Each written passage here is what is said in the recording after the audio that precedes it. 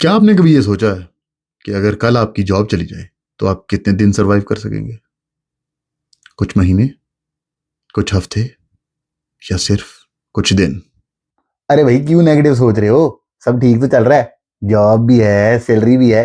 Chill करो chill. ये क्या ओलिया बना रखा है? बनियान ऊपर क्यों पहनी हुई है?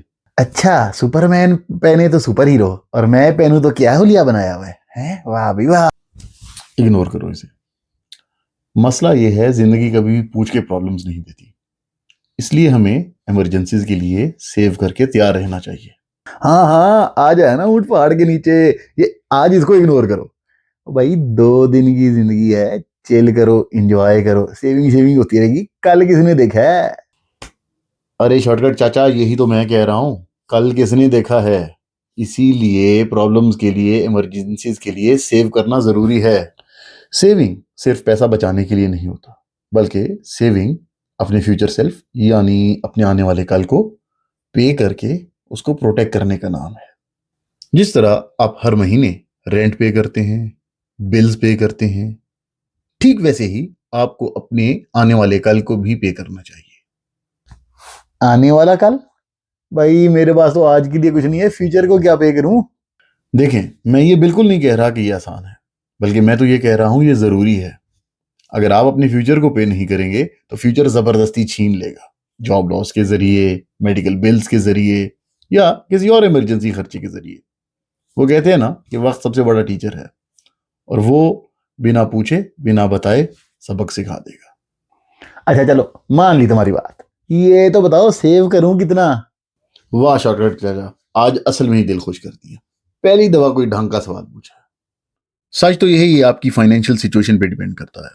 मिसाल के तौर पर, अगर आप एक फाइनेंशियली स्टेबल फैमिली से बिलोंग करते हैं, आपके पेरेंट्स के पास भी काफ़ी पैसा है, आपके घर का खर्चा 2 इनकम से चलता है, तो उस केस में आपको लॉन्ग टर्म इमरजेंसी फंड में इतने ज़्यादा पैसे नहीं चाहिए। और वहीं हम अगर दूसरी मिसाल देखें जहां आप पूरी फैमिली को सपोर्ट करते हैं, सोल अर्नर हैं, तो वहां पर आपको लॉन्ग टर्म इमरजेंसी फंड में ज़्यादा पैसे रखने चाहिए। अगर जनरल रूल फॉलो करना चाहते हैं तो फाइनेंशियल एक्सपर्ट्स का मानना यही है कि आपके पास इतने पैसे सेव होने चाहिए कि आप अपना खर्च, जरूरी खर्च, 3 से 6 महीने तक चला सकें। 3 से 6 महीने? भाई मेरा तो 3 दिन का नहीं होता। वो तो आपके स्टाइल और आपके खर्चे देखकर ही पता लग गया था। लेकिन शॉर्टकट चाचा, मेरी एक बात याद रखें, अगर आप ऐसे ही अपने फ्यूचर को इग्नोर करते रहे तो एक दिन फ्यूचर आपको इग्नोर कर देगा। देखें, ये सिर्फ इनका मसला नहीं है। अगर हम अमेरिका की स्टैट्स देखें तो पता लगता है कि लगभग 60% लोग $1,000 की इमरजेंसी भी अफोर्ड नहीं कर सकते। यानी दुनिया के सबसे बड़ी इकोनॉमी में भी हर 10 में से 6 लोग 1,000 की इमरजेंसी भी अफोर्ड नहीं कर सकते। और परेशानी की बात यह है कि ये सिर्फ कम इनकम वाले लोगों का मसला नहीं, बल्कि तकरीबन आधे हाई अर्नर्स भी पेचेक टू पेचेक जी रहे हैं। अगर अमेरिका जैसी स्ट्रॉन्ग इकोनॉमी में ये हाल है तो सोचिए हमारे मुल्कों में सिचुएशन कैसी होगी। इसलिए आपको परफेक्ट होने की नहीं, स्टार्ट करने की जरूरत है। अगर आप अभी पेचेक टू पेचेक जी रहे हैं लेकिन सेविंग स्टार्ट करना चाहते हैं, लेकिन समझ नहीं आ रही कहां से स्टार्ट करें, तो मेरा मशवरा है कि डोंट स्टार्ट बिग। ये ना हो आप पहले दिन ही ये सोचेंगे यार मैंने 15% या 20% स्टार्ट करना है, तो आप 1-2 महीने तो हो सकता है वो सेव कर लें, उसके बाद आप छोड़ देंगे। बल्कि स्टार्ट स्मॉल और अपने एक्सपेंसेस को उसके लिहाज से आदी करें। मतलब पहले महीने आप 1% सेव कर लें, और जब आपकी एक्सपेंसेस आदी हो जाए उसको 2 कर दें, फिर 3 कर दें, 4 कर दें, और देखते ही देखते आप अपने टारगेट को पहुंच जाएंगे, चाहे वो 10 हो, 15 हो, 20 हो, जो भी आपका टारगेट था। मैं इसको कहता हूं 1% रूल। मिसाल के तौर पर, अगर आप महीने के 50,000 कमाते हैं तो सिर्फ ₹500 सेव करें। ये एक मामूली सी रकम है और तकरीबन हर इंसान ये कर सकता है। अब इस महीने आपका एम ये होना चाहिए कि आप अपनी आदतों को चेंज करें और अपने खर्चों को एडजस्ट करें।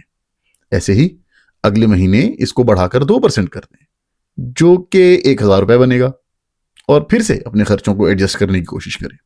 इसी तरह अगले महीने 3, फिर 4, फिर 5% सेव करें। आहिस्ता आहिस्ता आते चेंज करते जाएं, खर्चे एडजस्ट करते जाएं और अपनी सेविंग्स बढ़ाते जाएं। और इसी तरह 2 साल के अंदर अंदर अपनी सेविंग टारगेट्स को पहुंच जाएंगे, चाहे वो इनकम का 15% हो या फिर 20%। याद रहे, वेल्थ एक दिन में नहीं बल्कि सिस्टम्स और आदतों से बनाई जाती है। अरे तो सीधा सीधा बोलो, अगले 1-2 साल के लिए हम फुल कंजूस हो जाएं, फुल सेल्फिश हो जाएं, हैं? अरे नहीं, सेविंग बिल्कुल भी सेल्फिश नहीं होती।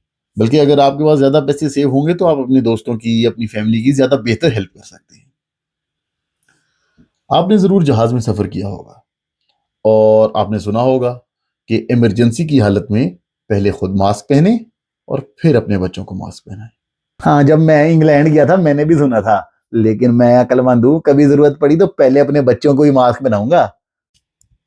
अरे शॉर्टकट चाचा, अगर आप खुद मजबूत नहीं हैं, सिक्योर नहीं हैं, तो अपने बच्चों की हेल्प कैसे करेंगे? जहाज में भी और अपनी फाइनेंशियल जिंदगी में भी पहले खुद मास्क पहने। मतलब पहले मैं अपना फ्यूचर सिक्योर करूं और फिर फैमिली की मदद करूं? हाँ बिल्कुल, पहले अपना फाइनेंशियल मास्क पहने, यानी अपने आप को सिक्योर करें और स्टेबल करें फाइनेंशियली, और फिर अपने दोस्तों की, अपनी फैमिली की, अपने इर्द गिर्द और लोगों की जितनी चाहे मदद करें। हो सकता है शुरू में सेविंग आपको बोरिंग लगे, लेकिन याद रखिए, ये आपकी फाइनेंशियल फ्रीडम की बेस है। जैसे कि पिछले वीडियो में हमने सीखा कि बजटिंग से आपको फाइनेंशियल डिसिप्लिन मिलेगी, ठीक इसी तरीके से सेविंग से आपको फाइनेंशियल सिक्योरिटी मिलेगी।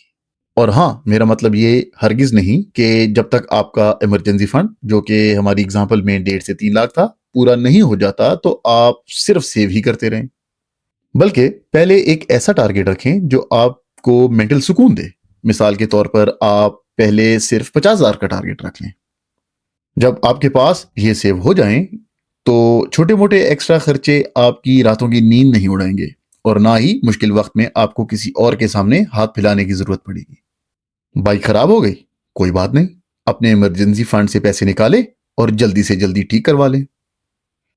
तो जब ये पहला टारगेट अचीव हो जाए, तो अब हर महीने जो सेविंग करेंगे उसमें से कुछ पैसे अपनी लॉन्ग टर्म इमरजेंसी फंड को पूरा करने में लगाएं और बाकी इन्वेस्टमेंट्स में डालें, ताकि आपकी वेल्थ बिल्डिंग शुरू हो सके।